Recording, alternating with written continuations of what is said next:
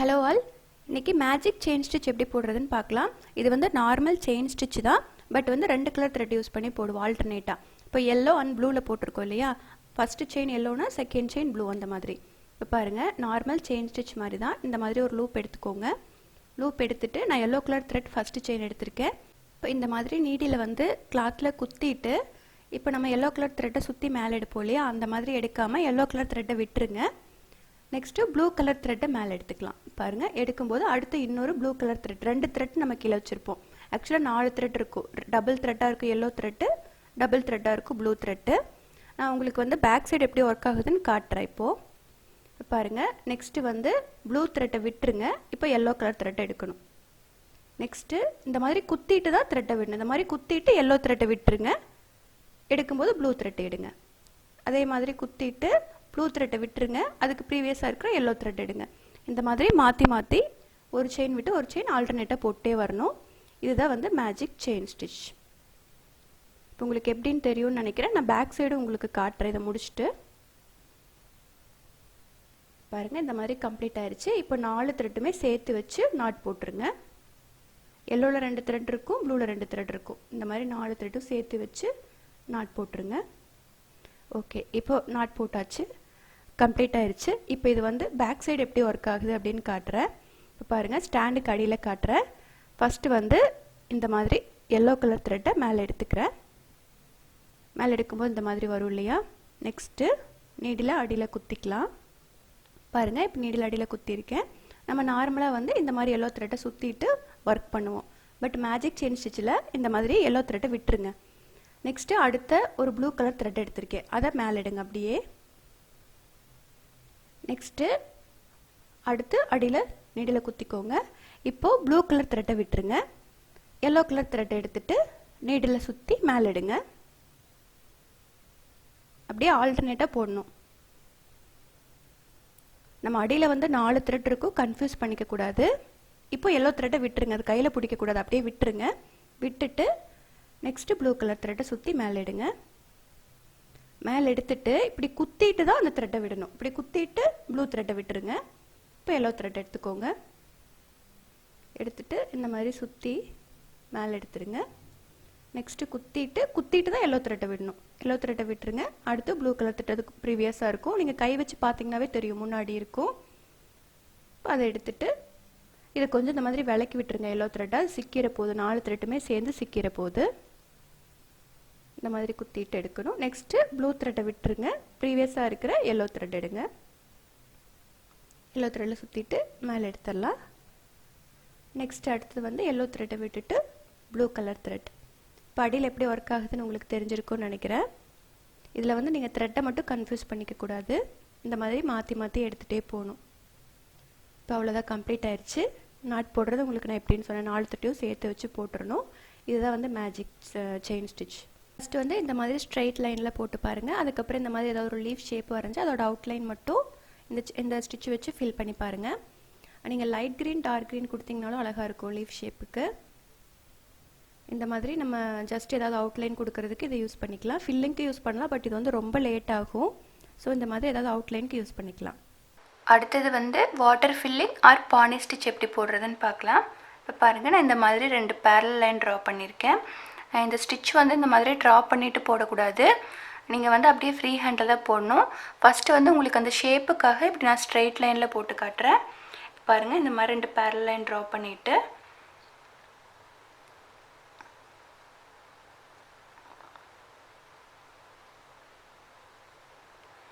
இந்த மாதிரி ஷேப்பில் தான் போடணும். இப்போ பாருங்கள், இந்த ஷேப் வந்து எந்த மாதிரி டிசைனில் வந்திருக்குன்னு உங்களுக்கு தெரியுதுன்னு நினைக்கிறேன். இப்போ பாருங்கள், ஒரு M ஒரு W, இதை மாற்றி மாற்றி போடுற மாதிரி ஞாபகம் வச்சுக்கோங்க. பட் வந்து உங்களுக்கு வந்து ஸ்ட்ரெயிட்டாக இப்படி வரக்கூடாது, வளைஞ்சு வளைஞ்சு வரணும்.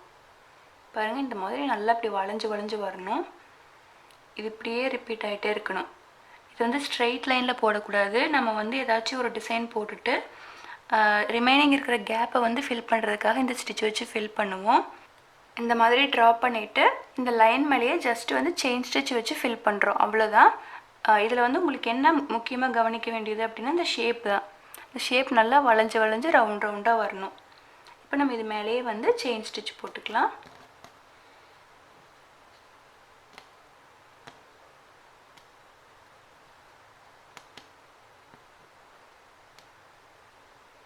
ஃபஸ்ட்டு வந்து ஸ்ட்ரெயிட் லைனில் இந்த மாதிரி போட்டு பாருங்கள்.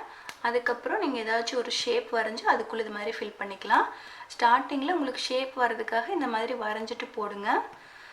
ஒன்ஸ் வந்து நீங்கள் ப்ராக்டிஸ் பண்ணிட்டீங்க அப்படின்னா உங்களுக்கு அந்த ஷேப் வந்துடும். அதுக்கப்புறம் நீங்கள் வந்து அப்படியே ஃப்ரீ ஹேண்ட்லேயே போட்டுக்கலாம். ஃப்ரீ ஹேண்டில் போட்டால் தான் இது வந்து நீட்டாக வரும். வரைஞ்சிட்டு அது மேலேயே போடுறதுக்கு இது வராது. ஜஸ்ட்டு வந்து இந்த ஷேப்புக்காக தான் நான் இந்த மாதிரி உங்களுக்கு வரைஞ்சி போட்டு காட்டுறேன். ஜஸ்ட் அது மேலேயே நான் செயின் ஸ்டிச் வச்சு ஃபில் பண்ணுறேன்.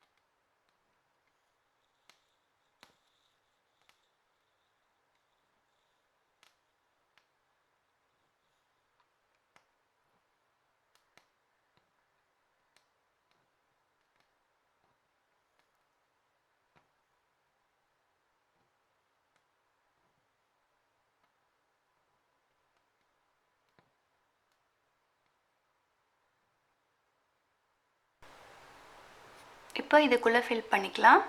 ஃபஸ்ட் வந்து இதோட அவுட்லைன் கொடுத்துக்கிறேன். அவுட்லைன் வந்து நான் செயின் ஸ்டிச் வச்சு போட்டுக்கிறேன்.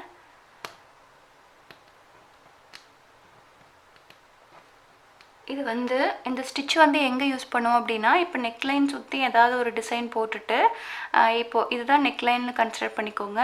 இது பக்கத்தில் இந்த மாதிரி ஏதாவது டிசைன் போட்டுட்டு, அதுக்கு இடையில உங்களுக்கு குட்டி குட்டி கேப் இருக்கும் இல்லையா, அதை ஃபில் பண்ணுறதுக்காக இந்த ஸ்டிச் யூஸ் பண்ணிக்கலாம். அதுக்கப்புறம் இந்த மாதிரி ஏதாவது ஒரு டிசைன் போட்டுட்டு அதுக்குள்ளே வாட்டர் ஃபில்லிங் ஸ்டிச் வச்சு போட்டுக்கலாம்.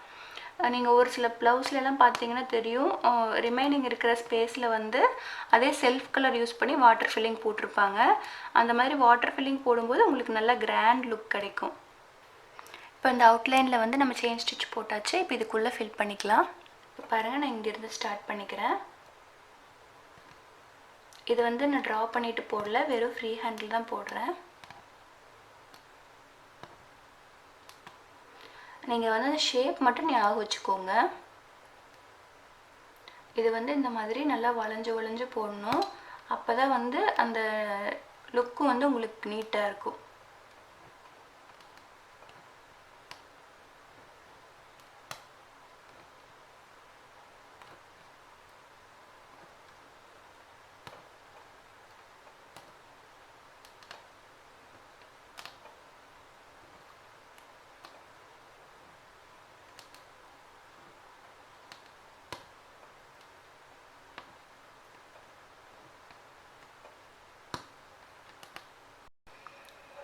இப்போ பாருங்கள், இந்த ஷேப் வந்துருச்சு. நீங்கள் வந்து ஸ்மால் எம்மும் ஸ்மால் டபிள்யூவும் போட்ட மாதிரி ஞாபகம் வச்சுக்கோங்க. பட் இதில் கவனிக்க வேண்டியது வந்து நான் சொன்ன மாதிரி இந்த வளைவு தான். நல்லா இந்த மாதிரி வளைஞ்சு வரணும். இந்த டிசைனில் என்ன மிஸ்டேக் வரும் அப்படின்னா, இந்த மாதிரி வளைவில் தான் மிஸ்டேக் வரும். இப்போ பாருங்கள், மாதிரி வளைஞ்சு போடாமல் அப்படியே இப்படி பாருங்கள். இப்போ ஒரு ட்ரையாங்கிள் மாதிரி இருக்கு இல்லையா, இந்த மாதிரி போட்டுருவாங்க. இந்த மாதிரி போடும்போது உங்களுக்கு அந்தளவுக்கு ஃபினிஷிங் வராது. ஸோ நீங்கள் வந்து நல்லா அந்த வளைவு கொடுக்கணும். பாருங்கள், இதுக்கு வந்து டைரக்ஷன்லாம் இல்லை, நீங்கள் எந்த மாதிரி வேணாலும் போட்டுக்கலாம். அந்த கேப்பை ஃபில் பண்ணணும், அவ்வளோதான்.